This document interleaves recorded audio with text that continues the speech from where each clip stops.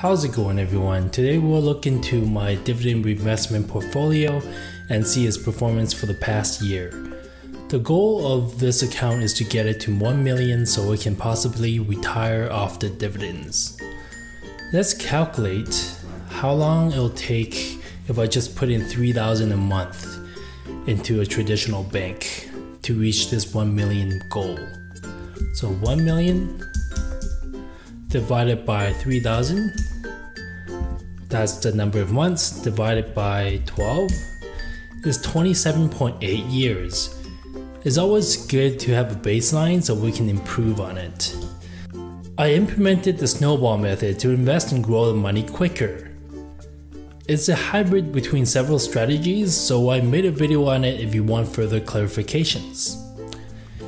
In February 2019, my account was at 256,369.74.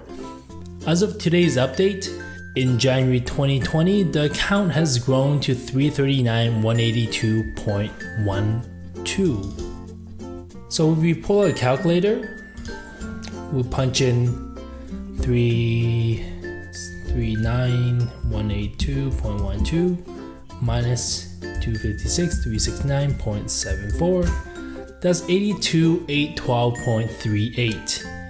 If we divide this number by the principal of 256,369.74, we get 32.3%. You would think, how in the heck can you get 32.3 returns investing in safe dividend stocks? Welcome to Money Insiders. My one and only goal is to increase your financial literacy by 1% every video. If you're new to this channel, do consider subscribing to show some support. Let's break down the 82,812. As mentioned, I've been making consistent contributions of $3,000 to the account every month. So the total I put in for the year would be $36,000. If we pull up the calculator again, we have 838.12 minus 36000 equals 478.12. This 478.12 is all from reinvested dividends and capital gains. If we divide this number by the principal from last year, we have 18.6%, which is pretty darn amazing returns for the 1 year. Now we'll look into the portfolio. There are two main criteria when I'm reviewing each stock. Number 1, stock hasn't dropped 10+% in the past year. Number 2, no sign of decrease in dividend payouts. If I see any red flags, then I'll possibly switch them out for something better. We see a breakdown here: 75% stocks, 25% Vanguard index funds. It's well diversified across industries within Canada and US. But if a recession comes, it'll take a hit just like every other portfolio. Check out this video for a bulletproof way to win during a recession. Okay, we start off with bce.to, which is Bell Canada. So if we head on to investing.com, we type in BCE. These guys are one of the top players in telecommunications industry in Canada. The internet is a more critical commodity than water for some people, so their moat is quite wide. For the last year, if we look at the 1 year performance, we started the year with 56, we ended it with 62.44, that's about 12%, and we got around a 5% dividend from it, so that's a total of 17%. That's pretty good. So now we look at the second criteria. We go here, financial dividends, and we go a little bit further. So for the past couple of years, it's been going up steadily, 5% growth in dividend payouts. Check, I'm happy. So now we look at the second stock, CAR, that's Canadian Apartment Properties. So we type in CAR. These guys are one of the top players in the REIT industry, with over 64,000 residential rental units. What's better than playing Monopoly and collecting massive rental income? Plus, you get the land appreciation on top. For the last year, let's take a look at the performance. We started the year with 46, we ended up with 57. That's about a 24% gain. And there's also a 2.4% in dividends, so we got a total of 26.4. That's pretty good. So now we look at financials, dividends. We scroll down here, we have a steady 1.38 dividend payouts for the past year. They haven't decreased anything. Check, I'm happy. So we look at the third stock, CNR, Canadian National Railway Co. So we punch in CNR. These guys are the one and only freight railway through Canada and parts of US. They've monopolized the industry and holds crazy pricing power. For the last year, we see the performance here. We started the year at 110, ended up at 124.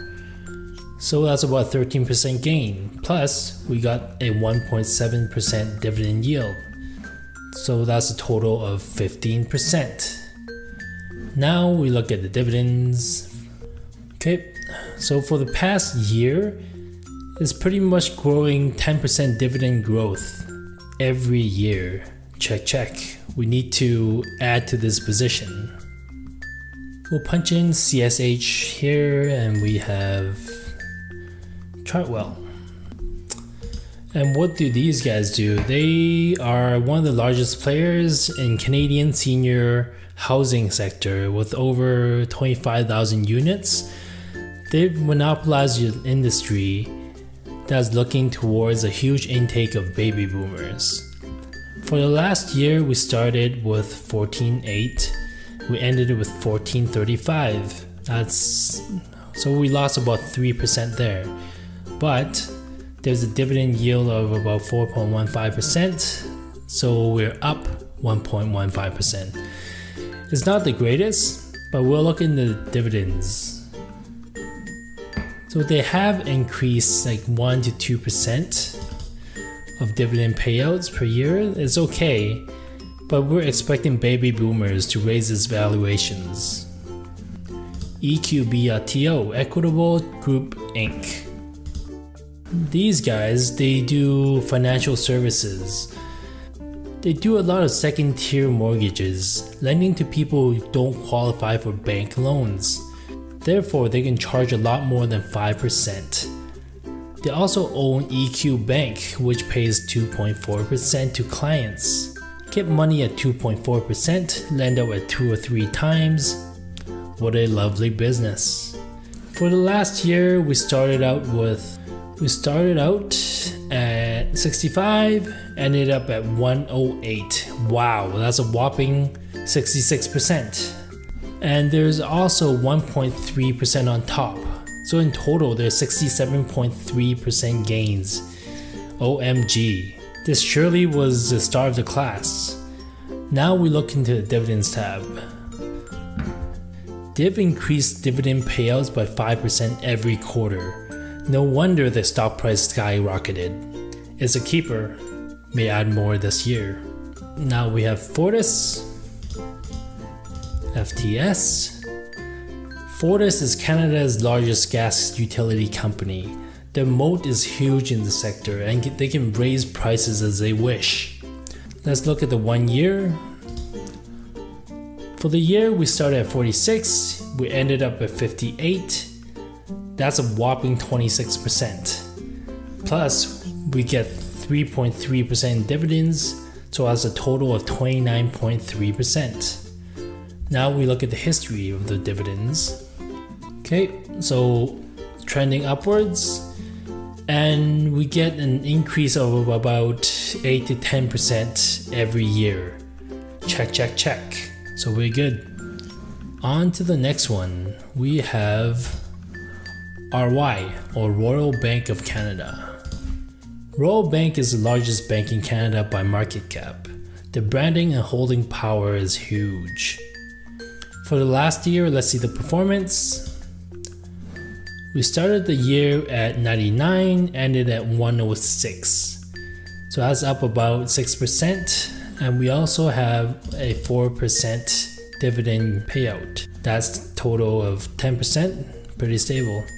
If we look at the dividend payout history, we have about the 5 to 6% increase every year. Check, check, check. T.to, TELUS Corp. Like Bell, these guys are one of the top players at telecommunications in Canada. Same story here. With the 5G coming this year, many customers will switch over to pay that premium. For the last year performance, we have started at 46, ended at 52. So that's about 13%. And we also got a 4.5% dividends. That's a total of 17.5%. That's pretty good. Now we look at dividend history. So 1.68 all the way to 2.33 for the past 4 years. So they grow at about 8 to 10% every year, which is awesome. Check, check, check. Now we have TD Bank. TD is the second largest bank in Canada. Their branding and holding power is huge, just like RBC. For last year, we started at 72, ended at 74. That's about a 3% gain, but we also got a 4% dividend, so that's 7%. I'm happy with 7 to 10%. Now we look at the dividend history. There's an increase of 10% and a bonus dividend payout, and then another increase of 10%. So on average, they gain about 8 to 10% per year. So that's also check, check, check. I'm good for that. The remaining 3 holdings are actually index funds, which compiles of over 100 stocks. Vanguard is known to have minimal management fees at about 0.2% to help you diversify across the sectors. We start off with the first one, VDY, or High Dividend Yield Index in the ETF. So we go to Vanguard Canada.ca right here, VDY. We go into the details. And then we look at the top holdings, Royal Bank, TD Bank, a lot of financials, a lot of oil and gas, utilities, telecommunications. It does sound pretty familiar, right? For last year, we started at 32, ended at 36. So that's a gain of about 11%. And we also got a dividend of, I believe it's 4.25. So that's a total of about 15%. So it's a keeper. Then we look at the next one, VFV, S&P 500 Index ETF, and VUN, Vanguard US Total Market Index. I believe both of these are pretty similar in performance, so we'll take a look. VFV, the management fees are only 0.08%. And then the top holdings, Apple, Microsoft, Alphabet, Amazon, Facebook. These are the largest cap companies in the US. This one has a dividend yield of about 1.5%. We started VFV at about $62 and we ended at 77, so that's 24.2%. And we also got a 1.5% on the dividend yield, so that's a total of 25.7. It's also a keeper. So the last one we look at is VUN. Okay, top holdings, Microsoft, Apple, Alphabet, Amazon, Facebook.